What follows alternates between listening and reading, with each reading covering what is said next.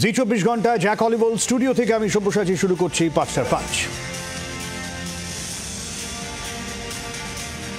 আজ একযোগে ১৬টা রাজনৈতিক দল তারা রীতিমতো সই সাবুত করে প্রধানমন্ত্রীর কাছে চিঠি পাঠিয়েছেন যে সংসদের বিশেষ অধিবেশন ডাকা হোক।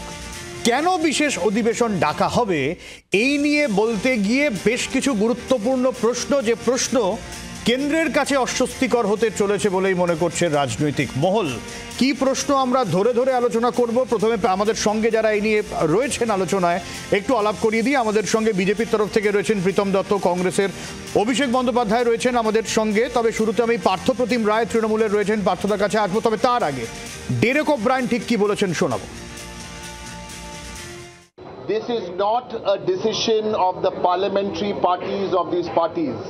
This is by the heads of these parties. For example, obviously the leader of the opposition, the Congress president, Mr. Kharge, the All India Trinamool Congress chairperson, Ms. Mamata Banerjee, the head of the Samajwadi Party, Mr. Akhilesh Yadav, the head of the DMK, Mr. M.K. Stalin, the head of the Shiv Sena UBT, Mr. Uddhav Thackeray, the head of the RJD, Mr. Tejasvi Yadav. These decisions are not made at only parliamentary level. This is made at the top levels of the party. পার্থদা, একেবারে সর্বদল প্রতিনিধি তারা বিভিন্ন দেশে রয়েছেন, কিন্তু একেবারে এককাট্টা হয়ে আবার ইন্ডিয়া জোটের এককাট্টা চেহারা সামনে এলো। কি এমন দরকার পড়লো যে বিশেষ অধিবেশন ডাকতেই হবে এরকম একটা বিষয়? দেখুন, সর্বদলীয় প্রতিনিধি তারা দেশের বাইরে গিয়ে এই অপারেশন সিঁদুর বা আমাদের সেনাদের বীরত্বগানে দেশের হয়ে সওয়াল করছে, কিন্তু দেশের সমস্ত রাজনৈতিক বিরোধী দলগুলোর নির্দিষ্ট কিছু প্রশ্ন রয়েছে এই কর্মকাণ্ড নিয়ে। সেই বিষয়গুলো খোলসা হওয়া প্রয়োজন এবং কীভাবে এই অপারেশন সংগঠিত হলো, তা কোথায় লুফলস রয়েছে বা দেশবাসীগুলো জানবার প্রয়োজন রয়েছে বলে নিশ্চিতভাবে বেশ কিছু প্রশ্ন ইতিমধ্যেই উঠে এসেছে যে এই যে যারা এসেছিল এতগুলো মানুষকে মেরে গেল, সেই সন্ত্রাসবাদীরা কোথায়, তাদেরকে কি খতম করা সম্ভব হয়েছে নাকি তারা এখনও তাদেরকে খোঁজ পাওয়া যায়নি।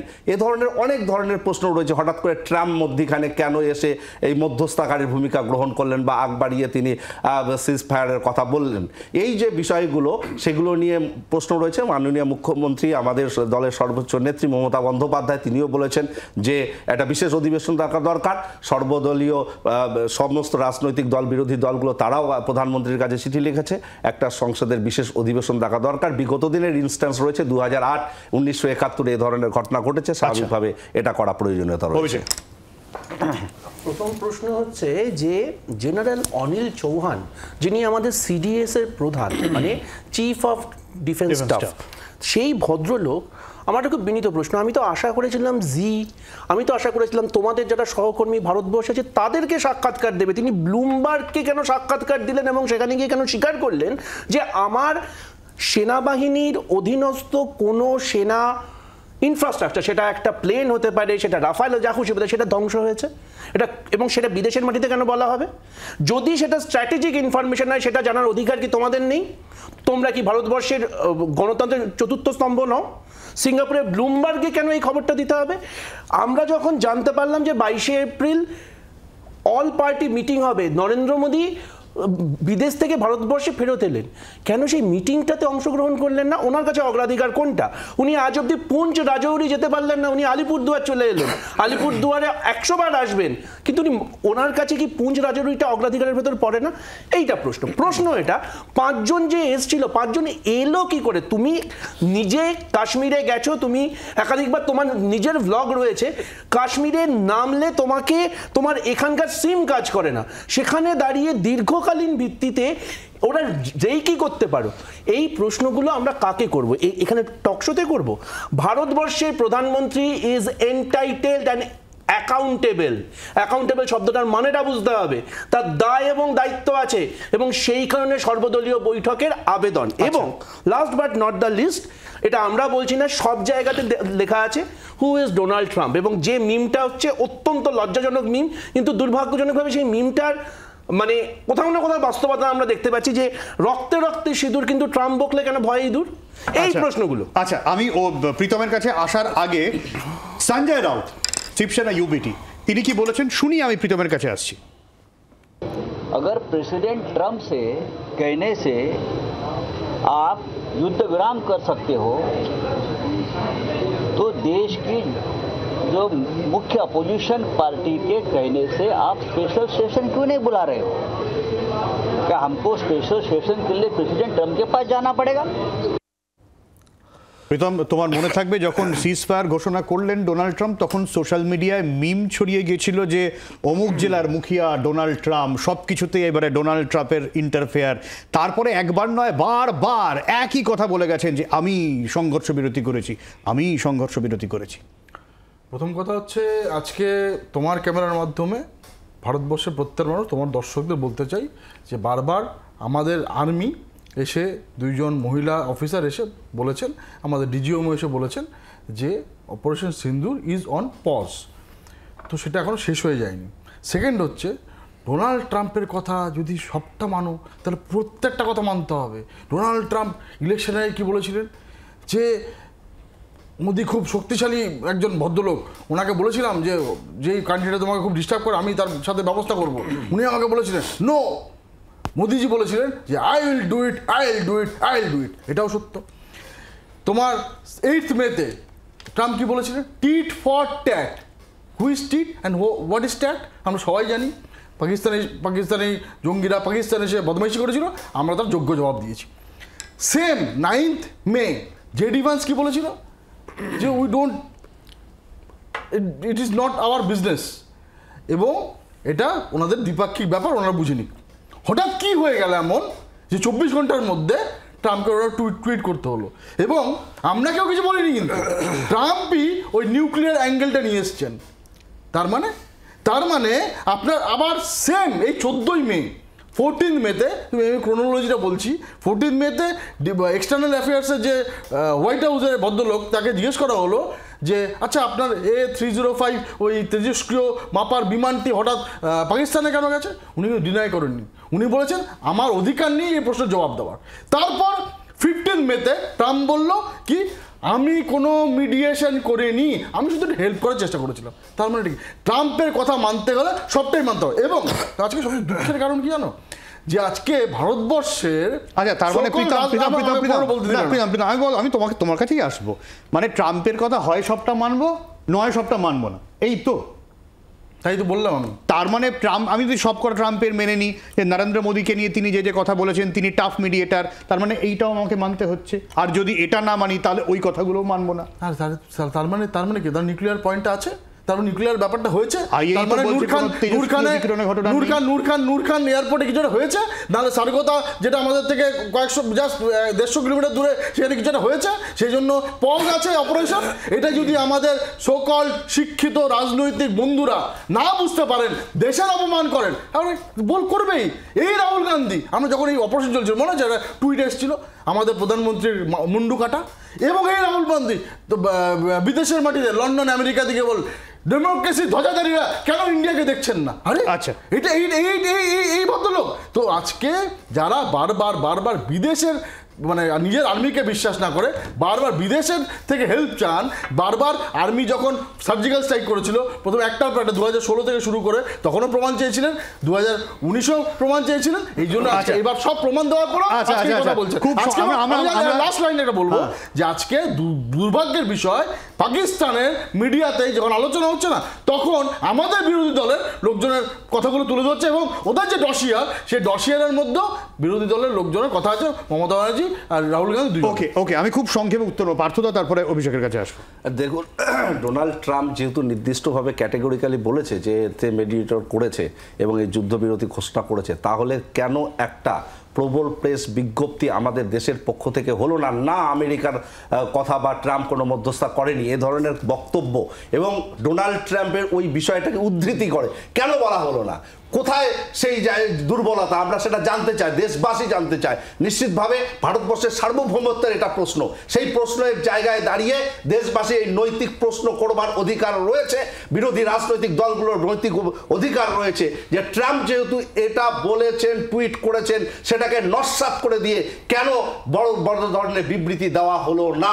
আমরা তো আশা করেছিলাম যে জাতির উদ্দেশ্যে যেদিন ভাষণ দিয়েছিল নরেন্দ্র মোদী, সেদিন তিনি বলবেন, ট্রাম্পের কথা উদ্ধৃত করবেন, কিন্তু তিনি সেটা করলেন না, এড়িয়ে গেলেন। এই এড়িয়ে যাওয়াটা কোথাও একটা আমরা অভিষেক কথা শুনি, তারপর প্রীতমের কাছে। আচ্ছা, প্রীতম খুব ইন্টারেস্টিং কথা বললো যে সার্গোদাতে যে পারমাণবিক ইনফ্রাস্ট্রাকচারের আক্রমণ বা আক্রান্ত হয়েছে বলে এটা পজ হয়েছে।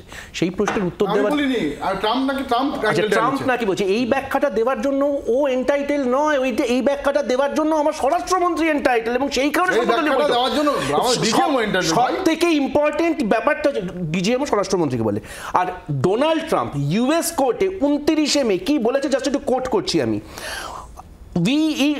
trade deal was offered to both India and Pakistan to broker a ceasefire। এবার প্রশ্নটা হচ্ছে বাণিজ্য আগে না সার্বভৌমত্ব আগে? লাস্ট বাট নট কদিন আগেও তো একই কথা বলে, ঠিক, এবার সেটা ইউএস কোর্টে বলেছে। নাম্বার লাস্ট বাট নট, দেখো টুইটের কোনো লিগাল ভ্যালিডিটি থাকে না, কিন্তু ইউএস কোর্টে ভ্যালিডিটি থাকে ইমপিচমেন্টের ক্ষেত্রে। জয়শঙ্কর আমাদের একজন অত্যন্ত গুরুত্বপূর্ণ মন্ত্রী, তিনি একটা খুব ইন্টারেস্টিং কথা বলেছিলেন। তিনি বলেছিলেন ইট ওয়াজ, পরবর্তীকালে চাপে পড়ে পাকিস্তান ওয়াজ ইনফর্মড বিফোর হ্যান্ড, পরবর্তীকালে ওয়াজটাকে চেঞ্জ করে ঘটনা হওয়ার পর করেছে। যদি ওনার টেন্সে সমস্যা থাকে, ওনাকে আমি পিকেতে সরকার গিফট করব, উনি ওয়াজ আর উইল বির পার্থক্যটাকে বুঝতে হবে।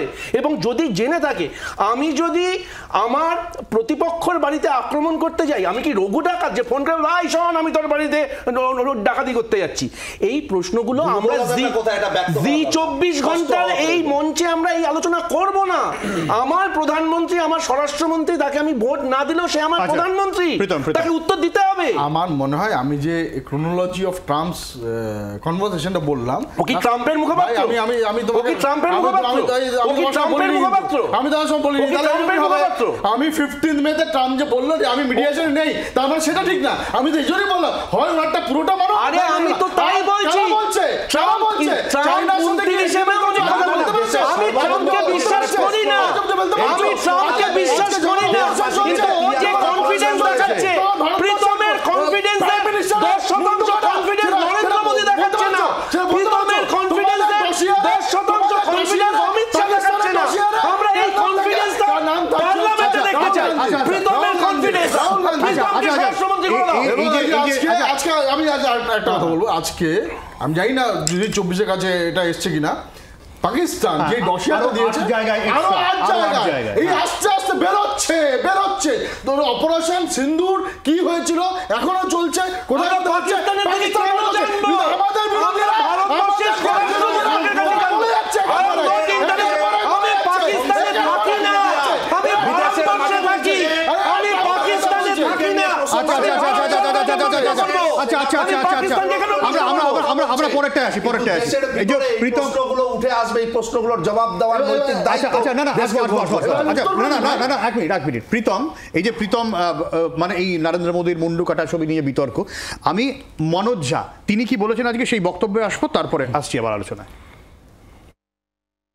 When our CDS says, I'm not concerned about how many, why? This why? ये पीड़ा है पूरे देश की।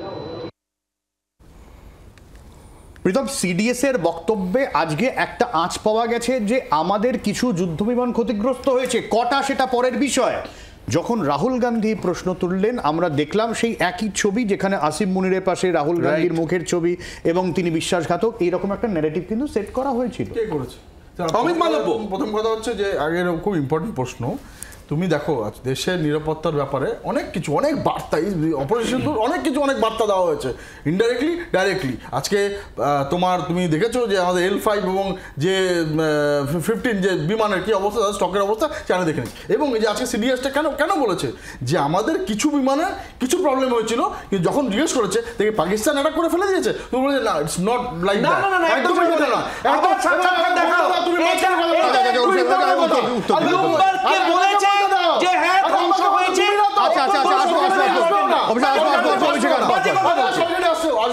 তো সুতরাং আজকে আমরা সবাই জানি যে যখন রাফেলটা এসছে তার কোর্টটা আসেনি, কিছু একটা গন্ডগোল হয়েছে এবং তাদেরকেও বার্তা দেওয়া হয়েছে, ফ্রান্সের কাছে সে বার্তা পৌঁছে গেছে যে যদি তোমরা কোর্টটা না দাও, আমরা আমাদের কাছে আমরা আত্মনির্ভর, আমরা বুঝে নেবো। এবং আজকে তুমি দেখো, গতকাল তুমি দেখো, এই যে এতদিন পাকিস্তান তো বলেনি যে 8টা জায়গা, নতুন যে 8টা জায়গার কথা বলছে, কারা বলছে? আমরা বলছি না, পাকিস্তান বলছে। এবং পাকিস্তানের প্রধানমন্ত্রী বলছে যে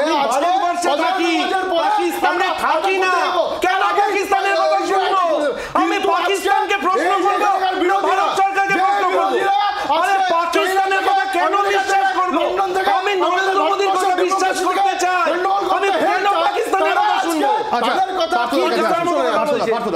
দেখুন, সিডিএস এর বক্তব্য এবং মিস্টার ঝা সাংসদ তিনি যেটা বললেন এটা অত্যন্ত একটা ভ্যালিড প্রশ্ন।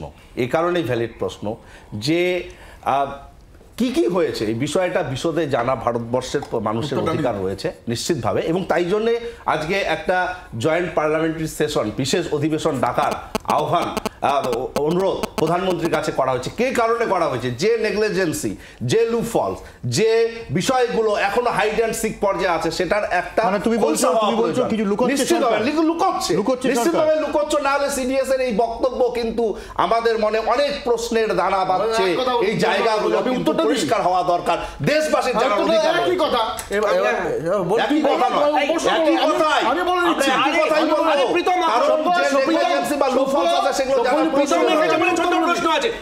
আচ্ছা প্রীতম, সর্বদলীয় বৈঠকে আপত্তিটা কোথায়? শেষ করে 26/11 পর মুখ্যমন্ত্রী নরেন্দ্র মোদী, গুজরাটের মুখ্যমন্ত্রী নরেন্দ্র মোদী একই যুক্তিতে আবেদন করেছে তখন, এবং সেটা তখন পালন করেছে। সর্বদলীয় বৈঠক নাই, সর্বদলীয় বৈঠকে যে চেয়েছিল 26/11 পর, এবং মনমোহন সিংকে বলেছিল, অপারেশন সিঁদুরের আগে তো অভিষেক, অপারেশন সিঁদুরের আগে তো সব রাজনৈতিক দলের সঙ্গে বসেছিলেন, সমর্থন তো হয়েছে না। সর্বদলীয় বৈঠকে নরেন্দ্র মোদী ছিলেন না। নাম্বার 2, পার্লামেন্টারি সেশনটা কেন চাইছি আমরা? কারণ নরেন্দ্র মোদীকে লাস্ট একটা কথা বলি, আচ্ছা অপারেশন সিন্দুর আমাদের প্রত্যেকের আবেগ, ওর আবেগ, তোমার আবেগ। অপারেশন সিন্দুর নিয়ে ব্যবসা করা হবে? সবুজ একটা আচ্ছা ফ্যান্সি ড্রেস কম্পিটিশন হচ্ছে, ওটা ইউনিফর্ম, ওটা যাত্রা দলের সঙ্গ নয়। আমার নরেন্দ্র মোদী যাত্রা দল করে না, এবং এটা নিয়ে আত্মপ্রচার চলছে। সেনাবাহিনীর বিরুদ্ধে, এবং সেনাবাহিনীকে নিয়ে রাজনীতি করা যায় না, নিজেদের বিরুদ্ধে এবং এই উত্তর তুলছে নরেন্দ্র মোদীকে দিতে হবে। নরেন্দ্র মোদী উত্তর নেই।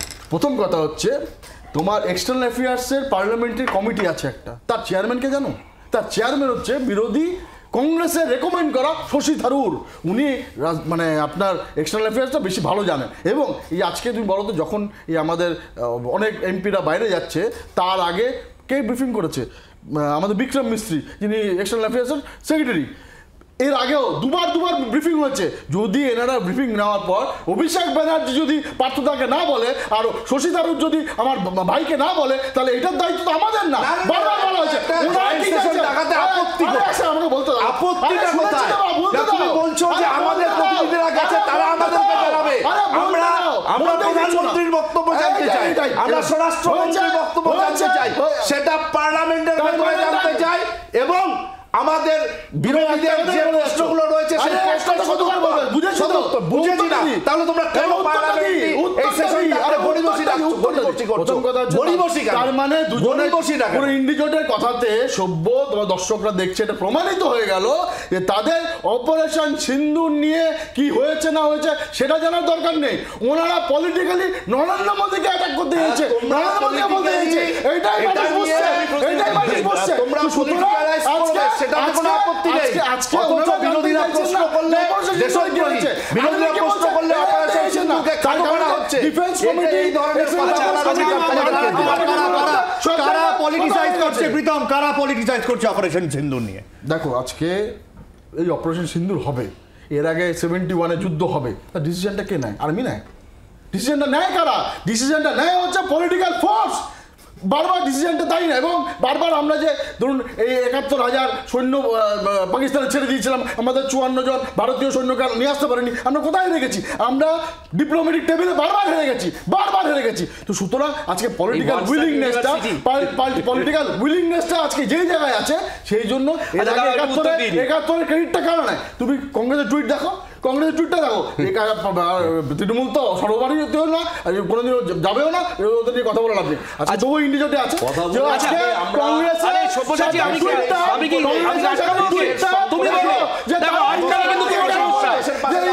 কেন বলে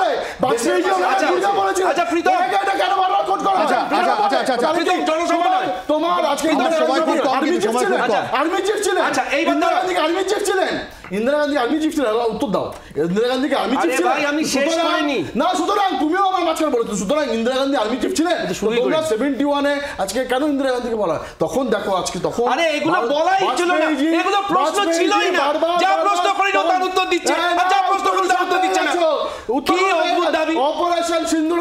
দরকার নেই। অপারেশন সিন্দুরে রাজনীতি করো। অপারেশন সিন্দুরকে নিয়ে বিহারে রাজনৈতিক প্রচার নিয়ে একদম রাজনৈতিক ব্যবসা করছে বিজেপি এবং প্রধানমন্ত্রী, এটা নিশ্চিতভাবে বলা যায়। আমরা দেখেছি কিভাবে অপারেশন সিন্দুরের অপব্যবহার। আচ্ছা আমার লাস্ট 2 মিনিট আছে, ঠিক আছে? তোমরা 1 মিনিট ধরে ঝগড়া করবে লাস্টে, আমার কোনো আপত্তি নেই। 20 সেকেন্ড করে প্রত্যেকে দিচ্ছি। কে রাজনীতি করছে অপারেশন সিন্দুর নিয়ে? কারণ অপারেশন সিন্দুর নিয়ে যখন নরেন্দ্র মোদী যুদ্ধবিরতি সংঘর্ষ বিরতি কথা ঘোষণা করলেন তখন কিন্তু সংঘর্ষ বিরতি, ওকে সরি আচ্ছা ঠিক আছে, সংঘর্ষ বিরতি তো নট বিরতি, কি বল ঠিক আছে। সেই জায়গায় দাঁড়িয়ে কিন্তু একটা ন্যারেটিভ সেট করা হলো যে ইন্দিরা গান্ধী অনেক এগিয়ে, নরেন্দ্র মোদী অনেক পিছিয়ে। পলিটিসাইজ তো হয়েছিল, সব তরফেই হয়েছিল। প্রথম কথা, এটা ন্যারেটিভ নিয়ে এটা স্বতঃসিদ্ধ। এবার আসল প্রশ্নটা হচ্ছে 22শে এপ্রিল সর্বভারতীয়, আমার সময় নেই, আমি 22শে এপ্রিল সর্বদলীয় বৈঠকটা হয়েছিল। নরেন্দ্র মোদী সেই কারণে মধ্যপ্রাচ্য থেকে এসে গেলেন, সর্বদলীয় বৈঠকে উপস্থিত থাকলেন না, পুঞ্চ রাজৌরিতে গেলেন না, বিহারে রাজনৈতিক ভোটের প্রচারে গেলেন। এবার বলো রাজনীতি কে করছে? এক। দুই, যে পোস্টার গুলো আছে সেই পোস্টারে দেখবে নরেন্দ্র মোদী সবুজ ইউনিফর্ম, হাতে হেলমেট নিয়ে সানগ্লাস করে আছে। ফ্যান্সি ড্রেস কম্পিটিশন হচ্ছে। 1965 থেকে 2009 পর্যন্ত যদি আমরা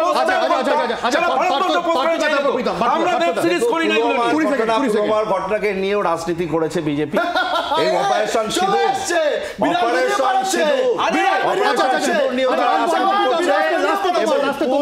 রাজৌরিতে এত মানুষের ক্ষয়ক্ষতি হলো, সেটাকে অ্যাড্রেস করা হচ্ছে না। সেই বিষয়গুলোকে নিয়ে ভাবনা নেই। এই বিষয়গুলো নিয়ে নিশ্চিতভাবে একটা সর্বদলীয় অধিবেশন, একটা বিশেষ অধিবেশন ডাকা প্রয়োজন এবং মানুষের এই যে বিষয়গুলো আছে সেগুলো অনেক কথা বলেছেন, ওনারা বলছেন ব্যারাক ওবামা এই প্রমিস ল্যান্ডে কি লিখে গেছেন, কি বলেছেন? বাচ্চা ছেলে রাহুল গান্ধী এবং 26/11 হয়েছিল এয়ারফোর্সের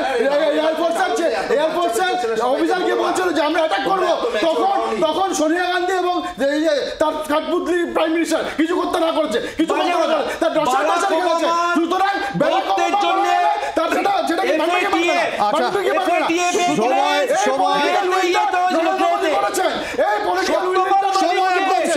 অনেক ধন্যবাদ অভিষেক, পার্থদাকে অনেক ধন্যবাদ। এই বিশেষ অধিবেশন হয় কিনা, আর হলে কোন কোন অস্বস্তিকর প্রশ্নের মুখে সরকারকে পড়তে হয়, সরকারের উত্তর কি হয়, নজর থাকবে। ফিরে আসছি বিরতির পর, সঙ্গে থাকুন।